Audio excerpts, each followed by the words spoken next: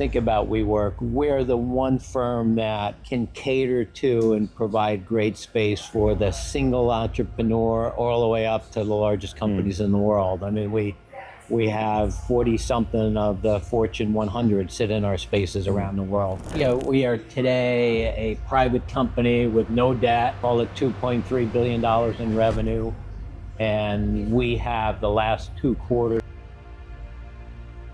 which is significant. The firm has never seen that in its history. So, How has remote working affected the business of WeWork, and how do you see it affecting to it in the next years? I could not imagine as a young kid who just graduated university that my day is going to be to get out of bed and go sit in my kitchen with my computer there and be on that computer for 8 or 10 hours a day, and then my day is done.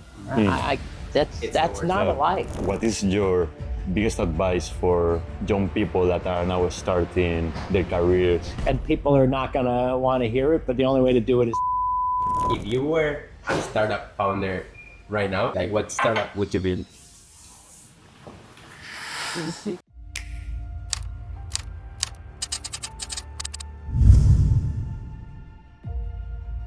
We're obviously like super happy to be talking to you.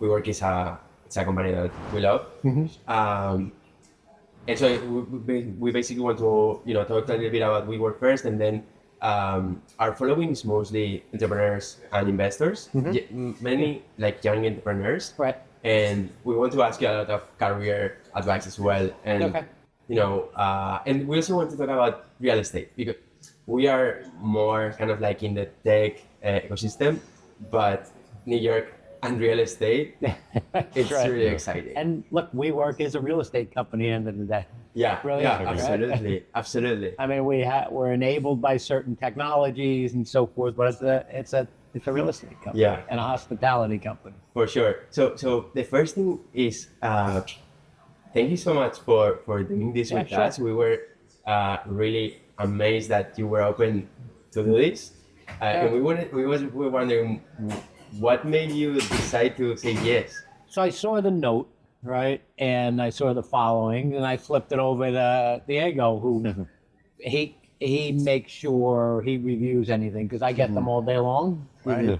As you would imagine. And I flipped it over to him, and he came back and he said, "Look, let's do this." So, and you know what, the AI piece of it, you do a lot of things around AI, and I know that was going to be one of your questions. And for us, that's an important part of our base, right? Right. And we're 200 AI firms, and in our 220, I think it is, within our spaces, and I think Forbes came out with the top 50 AI firms, and 25 or 26 of them are in our spaces. So it's amazing for me that they kind of congregate it, and it works. As you're a startup in the AI world or in any technology world, it works well. Why do you think that these AI companies that are so innovative choose WeWork as their place to work? I think a couple things. One, it's a cultural thing, right? The excitement of the entrepreneurial side of WeWork, right? Where people get together and congregate and share ideas. And I think that's the other piece. They are with like firms, right? So they get to meet other firms that are AI firms, that are startups or maybe a little bit bigger, and they share ideas. And I see them. I know that I found it amazing when we were out in California in one of our properties, is we have the glass walls between offices, and they're writing their formula like on glass walls, and there's somebody from another firm on the other side and making the comment. And it's just really cool the way they interacted. Okay, so you started in WeWork around It's just about a year. So Just next about a week year. will be a year. The 13th will be a year. and it's like private company, profitable already. It's changed. We a are, little bit. we are today a private company with no debt. Call it $2.3 billion in revenue. And we have the last 2 quarters have been EBITDA profitable, which is significant. The firm has never seen that in its history. So it's one of the things I'm truly proud of, how we've all come together. And that's amazing. That's really incredible. how is it like? Okay, you've been in real estate for a long time. How is it to manage a company so big? How does it feel? What are the challenges that you encounter? So from a size standpoint, I come from Cushman & Wakefield, and at Cushman & Wakefield, I was the global COO for a number of years, and we had 55,000 people, so significantly larger, and covered a few more countries than we do here. But from an overall perspective, though, the reach of the organizations are pretty much similar. But from a people standpoint, this is smaller. Wow. But it's exciting. It's energizing. It brings new life at this time. Yeah, because you have been working for the same company for more than 40 years. Yeah, if I'm correct. 47 years. Yeah. So you're like a Yeah. long-term thinking guy. So what made you take the decision of leaving your previous company and like starting a new life? Yeah, new you know challenge? what? It's a new chapter in my life. It was a chance to take a great brand and bring it back to life, right? I mean, the firm was coming out of bankruptcy. It is the co-working brand in the world, right? There's no question about it. When people think of co-working, they think of WeWork, period. And there's nobody even close in that arena. And so it's a chance to take it to a new life, to bring it back and bring it to a profitable, mature, stable company. And I think that's a big part of what we're doing here is the company's maturing, right? It's 15 years old or a little bit older than that, and it's now hit that stage of, on the way to maturity. How many countries are you at currently? 37. 37. I know. And how many locations? Oh, it's, call it 600 locations, 600. 550, 600 locations, 120 cities. That's So, incredible. Have you visited them all? No. It's impossible. It's impossible. And it's always, having learned this from my past roles, it's impossible to be in any location enough for people. People will always say, you need to come more often. You need to be here more often. It's impossible. Which countries you feel are growing really fast right now in the co-working? So London is the largest co-working market in the world, right? So London? Not New York? Yeah. Wow. So London is continuing to evolve and grow and reset itself after the pandemic and everything else. And I think it's exciting what's happening there. New York would be right behind it, right? New York is an amazing place, and growth here is phenomenal.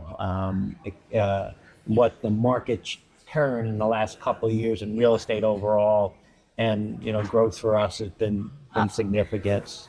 And then you start to go to the next level of cities, San Francisco and Singapore and some of the other markets. Yeah, we've been to the WeWork at San Francisco. That there are a couple of WeWorks there, and the locations are amazing. Yeah. The Have you views been of in the their building. Salesforce Tower? Yeah, we've been to that one. The one in Embarcadero is also really cool as well. That's cool. The Yeah, one in because you Embarcadero is see all really the- cool. Yeah. yeah. And that's where I saw a lot of the AI firms are in there. Right. Yeah. Yeah. We were there for last year. I was there for last year's San Francisco Tech Week, and they had in WeWork they had open doors policy for entrepreneurs. Yeah. And so we're investors, and I went to WeWork and I posted on LinkedIn, hey, if you're a founder and you are in WeWork, come pitch to me. And I talked to 30 or 40 founders in one day. In one day. Right. Yeah. Yeah. Which was amazing. incredible. Yeah. It's amazing what's going on there. Yeah. And one of my friends also goes to the WeWork at Barcelona, which is also very nice. Yes. Yeah. How would you define the value proposition of WeWork? What do you try to, how do you try to add value to differentiate from other competitors? It's a quite competitive market also. So when you think about WeWork, we're the one firm that can cater to and provide great space for the single entrepreneur all the way up to the largest companies in the world. I mean, we have 40 something of the Fortune 100 sit in our spaces around the world. Wow. All the major banks, the largest AI firms, the largest tech firms, and you name them, they're all there in our spaces in some place in the world, and we play a role. Sometimes they do a little startup unit or a unit that's doing some special work or something. They put them into some of our spaces, or it's just a way for firms to enter a market. So we can provide that great space at any level along the way, including today we do a lot of customized space dedicated to our enterprise clients. So you've read about what we've done with Amazon here in New York, but for other companies like them around the world. So we can provide you that dedicated space all the way to, one seat somewhere. And what would you say has been like the biggest challenge that you've faced during, your period at WeWork, and how you've faced it with your previous skills and background? I think the biggest challenge coming in was to really learn this side of the business. It's a real estate business. To learn how it operates, how you market to people. And the other biggest thing was getting this firm towards profitability, right? Putting a certain discipline in it, a strategic look as to where we expand, what markets we should be in, what markets we shouldn't be in, the types of buildings we should be in, how we invest going forward. So that was really like level setting the company, getting grounded, and stepping off from there. That's amazing. Is WeWork going to raise more money in the coming years, or the plan is to be sustainable? No, we're a privately held firm. We have no debt. There's no reason for us to raise capital or go public. I see us, in a few years of being a steady, growing company with a solid profitability without question, and that's important. It's important to be profitable, to be able to invest back in your firm, be able to invest back in your people. Right now we're investing between $80 and $100 million in our spaces, just refreshing our spaces around the world, and a couple of new locations. We have engaged the Ritz-Carlton to work with our people to help step it up one more notch from a hospitality standpoint. I mean, when you go into a Ritz-Carlton, it has a special feel. You go into WeWork, it has a special feel. I want to bring it up a notch. So we've engaged. So we're investing in our spaces and our people, and also in our technology. Right? You always have to invest in your technology every couple of years. You've got to invest, and that takes a lot of money, right? And to like the spaces at WeWork are already really cool. I think one thing that you feel when you enter a WeWork is that the space is very nice. It's like, I don't know, like it's really modern. So I can't wait to see what you're going to do with those investments. Yeah, it's modern, it's welcoming, but in some places we need to put new screens in there, right? The screens need to be, or more screens have to be available. Upgrading the Wi-Fi, right? And I know that we just testing out a new 7 gig Wi-Fi. So we're testing it actually down the block now for C3 AI just moved into the space, and we've upgraded the technology so that they can have more speed in what they do. So yeah, I mean, in some places it just needs paint, refresh, new air conditioning, right? I mean, you got to invest. Some of the spaces are now, 10, 12 years old. And for the first time in the history of the company, we have spaces that are leases that are expiring. So now we have to look at, do we stay in the space and upgrade it? Do we take new space? Are we in the right location? So those strategic decisions need to be made. Wow, those are really interesting decisions. I think that's the question that we always have. We investing in companies, in startups, and there's always a question of following on with a company that is in your portfolio already, or not following on. I guess it can be very similar, no? Like it must be tough to decide whether to renew a lease or to look for another location. Yeah. How do you take those decisions? So those decisions become a decision around our membership base, right? Who's in our spaces, and what happens if we move 5 blocks away? Are they going to come with us, or are we moving too far from the transit hub, or are we moving closer to the transit hub? Because that's important, Yeah. right? People want to be able to get there quickly and efficiently. The dollars to upgrade versus the dollars to build out a new space, right? Then there's obviously the cost of the lease, but the quality of the building. Is the building invested? Is the landlord investing in that building as well? Are the elevators working and the stuff that we don't control, but the landlord controls? So all of that will come into play, as well as what do we have around it?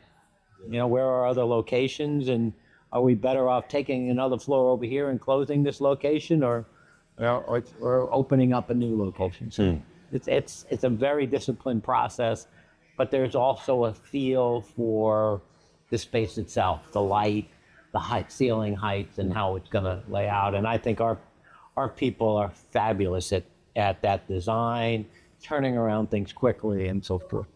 I think it must be really exciting. Like we were talking yesterday, real estate is something that is physical, and you can basically create. You think about something and you can create a space that is physical. So I think it can be really exciting.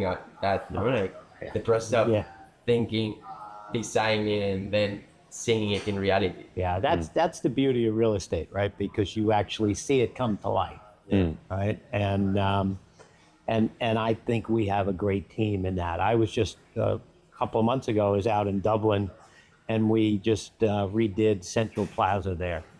Fabulous space, and it is our next generation. So tile floors, right? Marble countertops. That next generation, closer to what you would think of a typical headquarters building for a company, but it still has this. It still has the welcoming, the comfortable couches and seating areas and all that. And one of the things, you ask what makes us different, right? If this was a major corporate headquarters and the CEO was in here, would you feel comfortable sitting on the couch working with your laptop as the CEO walks by? You don't, right? Yes. You feel like you should be at your desk or at your cubicle.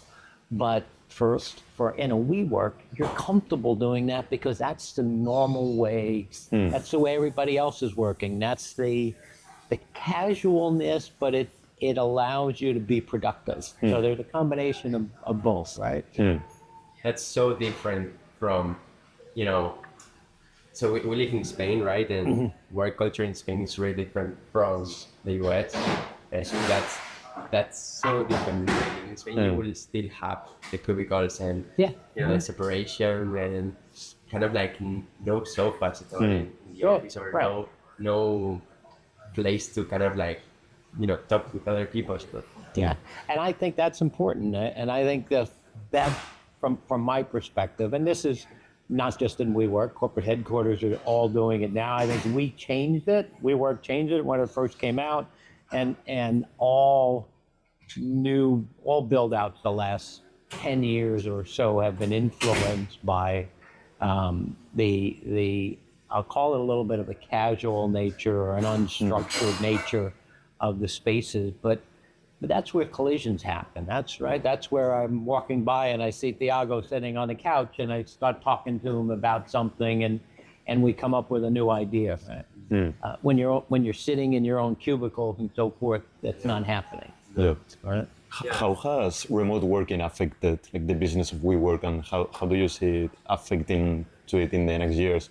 Because there is also a trend of big tech companies making people come back to the office. Yeah. Right? So I think I think that cycle has completely changed from you can work at home or not show up or whatever. It's like, hey, you have to be in an office for, and each firm and each market around the world will have a little bit of a tweak to it, but there's X number of days you need to be in the office. And it's proven that being together with others creates that collaboration, more ideas, more, a better working environment. How do you, the culture. for me, a better culture, but I could not imagine as a young kid who just graduated university that my day is going to be to get out of bed and go sit in my kitchen with my computer there and be on that computer for 8 or 10 hours a day, and then my day is done. That's not a life. No, Yeah. it's the worst thing. Not what a human wants to do. Yeah. We're a species that needs to be together, right? Yeah. And we need casual conversations. Yeah, you We need do, to, right? To lunch with That's our how you people. grow. During my MBA, I was working in consulting, and I spent a whole summer, like 2 months, in my flat in Madrid, or like remote working. But this company was like fully remote. Yeah. And it's the worst experience. Yeah, exactly. You want to go to the office and build things together with cool people and Yeah, and have build fun and working. build relationships Yeah. and go out and have a drink or something at night and you want to enjoy life. Absolutely. So- And John, how is it like? How is the life of a CEO of a company like WeWork? Like, do you travel a lot? Are you like going? Look, I travel. I obviously get to balance out my travel, but it's important for me to be in different markets and be with our large clients and members, and be with our people. That makes an impression that I care, that I'm out visiting. It also gives me a feel of what's happening both in our spaces from our members. How do they move around? How do they like the space? Because I will, if I was dropping into, if I was in London, I might drop into one of our offices in London and just sit there and watch how people move or talk to our members. How do you like the space? So you get a real down-to-earth understanding of your product, right? That's our product. But it's also important to be with our people. And then, look, a lot of what I've had to do the last year is change the narrative around the company, right? From where it was and the negatives that came along with it. There are obviously some positives, but some of the negatives, and shift that into, we're a maturing company, we have no debt, we're investing in our people and our systems and our members and so forth, and that this is an ongoing concern. This company is an ongoing company that's going to be around, and we're now seeing that come through in our growth, in the types of companies that are coming back to us or coming to us for the first time, and just the relationships we're building. As a CEO, though, there are nights out. There are a lot of nights out. I'm out generally 3 nights a week with just kind of events, marketing, charities. You have to be there, right? And so it's not, while on the outside it seems fun. Yeah. Oh, you're going to London, you're going to here. You're on all the time. What do you enjoy more of being a CEO? What do you enjoy more of your job as a CEO? Yeah. Oh, I love leadership, mentoring. I love to mentor our team and see them grow and help them all get to the next level. And it's really rewarding when you see somebody grow within their field and take a new position, take a new challenge on, and helping them through that. And I love building relationships. To me, that's the key of any business, is building relationships, having trust with your customers or clients. That's really important. Yeah, John. How was growing up in New York in real estate? Because like we've seen New York in the movies since we were little, Yeah. right? And real estate and New York is like the mecca of the world for real estate. Yeah. So how was your early start, like your careers at the beginning, how it's changed? So look, I started out, I didn't want to be in real estate, but I ended up taking a summer job with Cushman & Wakefield in an engine room. So where the boilers are and the air conditioners are and I was very handy. I was a mechanic, so I started out there and ultimately loved the business and became, I elevated myself from the engine room into managing real estate, property management type stuff. And then, look, I had some great mentors, I had some great opportunities, and ultimately, started to run areas of the business. So I ran our New York management, and then, East Coast, and then the United States, and then ultimately global. But New York real estate, it's just, it is a special place. I mean, there's no question about it. It's, you have every major investor here, but you also have the New York real estate family. So last night I was at the Rudin anniversary party. The Rudin family has been in real estate. They acquired their first building 100 years ago. Wow. So the family has continued in real estate for 100 years. And there were probably 500 or 700 people last night there, including the governor and the mayor, and Cardinal Dolan was there, and every head of real estate was there, from all the banks and from the different companies and everything. And we're as big as the industry is as close as we are. We all know each other. We've all worked with each other in one way or another. It's great. I guess that it's also about building long-term relationships with people, no? Like playing the long game. Yeah, it is the long game. There's no question about it, especially in real estate, because the markets are always up and down, right? Yeah. Yeah. Exactly. And I'm curious, like you were mentioning that you have had some mentors during your career. No, absolutely. Yeah. Who are they? Like, and who have you learned from there? So for me, your first mentor is your parents, but my father. But when I got into real estate and into Cushman & Wakefield, a few people. The first and probably my most important mentor is Arthur Moranthi, who was our CEO at Cushman & Wakefield for. He was the CEO for 20 years, but I knew him prior to being CEO and throughout the process, and we're still friends today. He was always level-headed, thoughtful in his way, disciplined, structured, managed risk. Like, you have to take some risk, but you have to manage that risk. I learned an awful lot from him, always prepared. He used to say you can't walk into a meeting without your tools, and your tools was, back then, you had to have a piece of paper and a pen, right? Yeah. You had to take notes. And I still do that today. I don't walk into a meeting. So you take notes on paper, not on a laptop? I do it on my laptop. I do it from paper, but it's just a discipline that you have to take notes. But I learned a lot from Bruce Mosler, and I think we learned from each other. Bruce was, when Bruce became CEO of the company, he asked me to be COO of the company on a global basis. And we learned from each other there. I mean, I learned his marketing skills and his sales skills and his communication skills, and he learned a structure and a discipline from me. I mean, if I look at myself as a leader and what I've done, it's always been very organized, very structured, very disciplined. Again, manage the risk. You have to accept the risk, take the risk, but you have to manage the risk. A few others. Steve Siegel was another mentor along the way.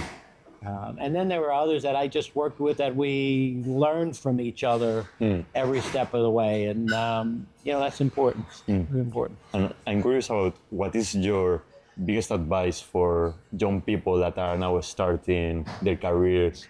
Like, there is a lot of uncertainty, like new technologies, a lot of different career paths you can take.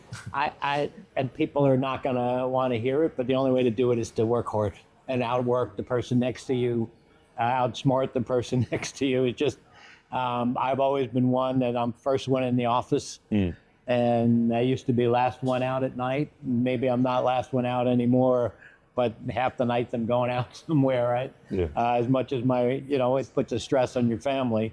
And I do think today's day and age, there is a better balance. Remember back in my early years, your ability to communicate was your office. That's where your phone was. That's where your files were. So you had to be in the office, and you couldn't say, you know what, I'm going to jump on a train to get home at a reasonable time, and I'll work on my laptop, right? Or I'll go home and work on my laptop. You didn't have that back then. So your opportunity to grow and excel was tied to that physical office. And thankfully today it's not.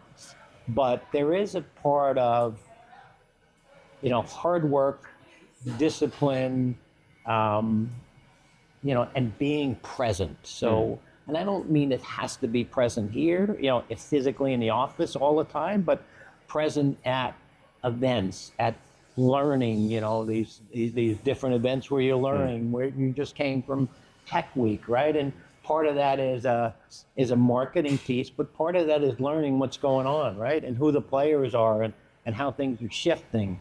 So it's the same thing. You have to do that. And it's not easy. You're traveling, you're leaving home. If you have a family, you're leaving your family, but it's an important part of your growth and the evolution of you. So yeah, I would say that always be learning in some way. It is hard. There is no substitute for hard work. It just isn't. It's the minimum. Right. Yeah. And I think building those relationships, and those trusted relationships are the ones that you learn from, that people will help you up when you fall, and you'll help them up when they fall. And I've always said, if the first time you're meeting somebody is because there's a problem, you're in trouble. You should have met that person long before that. So I would always make a point of meeting with, and the first thing I did when I got here was to call or meet with as many of our biggest clients as I could. And a lot of them, luckily for me, were relationships I had from some of them from C&W or industry. But this way, if there's ever an issue, they could call me, or I could call them, and it's not the first time I'm meeting. Like if that first phone call is, look, I'm sorry, all your lights went out and you couldn't work for 3 days. That's not a good first call, right? So yeah, absolutely. Yeah, and regarding the mentors, I think for many young people, and this happened to me, and I don't know if you as well, but it's hard. Like, how do you find those mentors? No, like it's really hard. Like, how do you do that? Yeah, that is hard, and I can see it being hard, and it's even harder if you're not in the office 5 days a week. And I'm not saying you have to be, but I'm just saying it's harder when you're in the office, as I was. You saw people, right? And you, by the way, one of the ways to do it was the people that were in early are probably the ones who you want to get to know more and learn from. So you make sure you're there early with them. Or if they're there late, if they happen to be people that work late, you hang around and get to know them a little bit. I think that's, and there's nothing wrong with saying and going to someone, I would like to learn from you. Would you be willing to give me some time and help me? Most people are more than happy to. They're honored by somebody asking them that. So anytime somebody's come to me with that, I try to give them, my time and my attention, because it's, what do you want to do? Yeah. Right? What excites you more about your next 5 or 10 years within WeWork and in your personal life too? What motivates you after a long career? So I'm excited about the future of this firm, and at some point handing it off after it is fully stabilized, profitable, growing. I'm excited about the new leadership team I've put in place, because they are the future of this firm, and I think we've made a lot of the right choices. I get excited about my family. I have 3 grandchildren, and I love being with them, and my kids and my wife. That is a special part, and I try to find time for that to happen, to spend time together. So that excites me. And I really love the industry. Like last night was fun, right? To be at this function and seeing everybody, and you're hugging, I haven't seen you in a year, and let's play golf, or let's go to lunch, or let's go to dinner. Like, it's a great it's a warm industry, but business in general is, right? There are cutthroats in the business, but there's also a lot of people that are willing to help, and you're willing to help. But yeah, I'm energized about where we are, what the next couple of years are going to be, and then we go from there. Sounds good. So you have a lot of firms that are building AI at WeWork. Mm-hmm. How are you feeling? What's going on with AI? What's your take? How do you see the future? Wow. I think the future's phenomenal when you look at what it's going to be able to, what it can do today and what it's going to be able to do in the future. And there are people who worry about, is it going to replace people? It will, but it will open up so many new jobs, right, in support of it or in using the data that it can create and everything else. I mean, if you roll back to when laptops first started coming out and that kind of technology, it's going to replace all these accountants and everything else. It didn't. It just changed how you did it. You became more efficient, and that's what AI is going to do. It's going to make us more efficient. The research from a medical and health standpoint is going to be phenomenal. And just the way, so all of that, it's just going to make business better, easier, decisions easier and faster. You still need somebody who makes the ultimate decision, but it's going to bring us some great information and very quickly. And you think about the ability to research about a firm or about a project or problem. We all use it every day now. People think there's too many people that or there's a lot of people that don't realize how much AI is already in everything that we do. What? In only a couple of years, we are living like ChatGPT like every day. Exactly. Exactly. And I mean everything from, if you look at my golf clubs, right? They say it's from that was designed by AI to chat to just now if you just do any kind of Google search, right? You have AI interpreting that, but there's so much more in it. And, we're using it every day in our research, in our customer-facing information, and in sales tools and everything, and we'll just use it more and more. But I think it's great. The advancements are going to be phenomenal. Can ChatGPT help a CEO? Absolutely. Yeah. Absolutely. How do you use it? It does it in so many ways, right? There are times where I'm writing a letter or a note, and I need to, I just want to put it in there and say, clean it up for me a little bit, right? So it's like having an assistant. Yeah, right. Taking your work. And there's obviously research I'll do with it when I'm looking about a company, about an individual, or that type of thing. And it's part of my everyday now. That's amazing. Yeah. So it makes you more productive. Yeah, and I use both Gemini because we're a Google shop, but I also use on my Apple phone. I use chat stuff. And John, if you were a startup founder right now, like forgetting real estate, what would you build? Like, what startup would you build? So I'll be a little contrarian because everybody is an AI in some way, shape, or form, right? So I would look for what supports all those firms. What do they all need, right? So whether it's the power issue and the data centers and all that, so I'd be looking at that. Yeah. I'd be looking at startup firms around that. I'd be looking at firms around the infrastructure in general. What do they need? Who's investing to create more speed for them, the ability to download more information quicker and faster, right? So I'd be on the kind of outskirts, not smack in the middle of AI, because there's so many brilliant people and so much money in here. So what's happening around it? Yeah, you need to build. You want to build the tools that all these companies need. Yeah, exactly. Rather build the tools than the product itself. Yeah. That's super smart. Yeah. Good.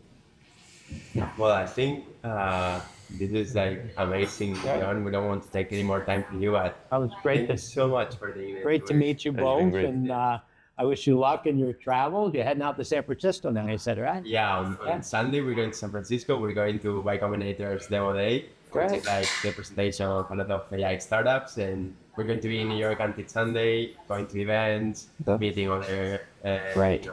investors, founders. We will work. Wonderful. We will work also from a WeWork. Perfect. Which one are you working out of? What The one you space? mentioned before. That In San Francisco, the one in Embarcadero, but Embarcadero. here we haven't tried it yet Oh, because okay. we just arrived like two nights ago. So, Okay. But which one? Where are you staying? We're staying in Times Square. All right, so we got a couple over by there, right? We got one on 38th Street. Yeah, we got a whole list. We'll show you. Yeah, yeah. Yeah. There's Tech Week going on 18th Street right here. Let me talk to one of the team members. Yeah. Okay. Amazing. Do you have? No, because like I live in a small city and there's no WeWork. Okay. Well, we'll get you something. We'll get you in. that Yeah. will be great. Yeah. Okay. All right. Well, great. John, Thanks a lot. so much. Thank you. We Pleasure to really meet appreciate you. it. It's been great. Pleasure Thank to you very meet you. much. Thank you. Yeah. All right.